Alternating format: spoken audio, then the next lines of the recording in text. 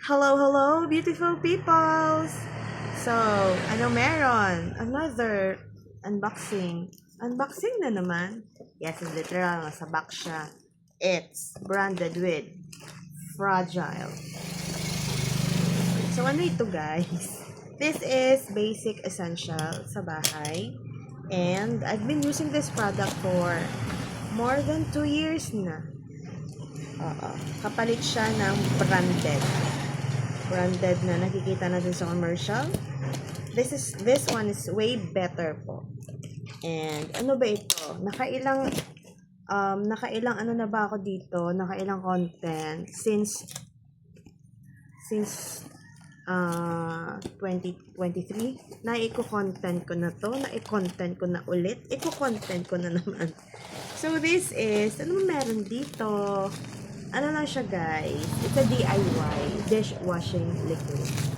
So ayan, kompleto circados with all the ingredients. Social siya ngayon. Naka, what do you call this? Yung cling wrap. Ano naman? Minsan kasi sabaw talaga at least. So this is from, napit na lang natin siya sa Facebook kung naandyan sa agad. Or kung wala, then I will, ano na lang the link. So it's Wise Cleaner. Okay? Very wise. Very nakaka-save. So, ano ba meron dito? I-flex ko lang sa inyo ha, para maintindihan natin. Madali lang gumawa nito. So, ito yung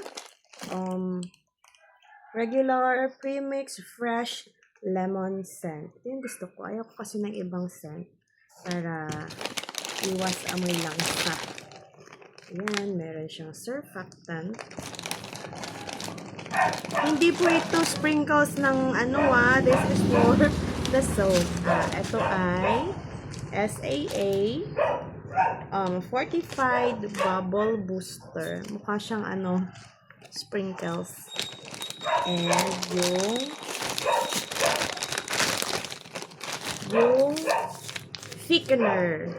So, naubos na po yung stock namin. Kaya minadali ko talaga. I'm not supposed to do an unboxing today.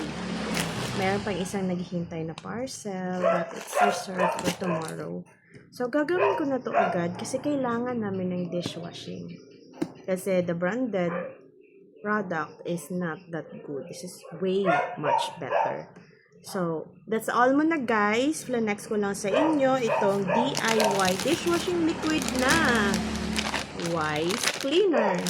So, that's all muna for today guys. Join me again in my next video. Thank you for watching. Enjoy the rest of the day. And, as always, from my little world to yours, love, love, love.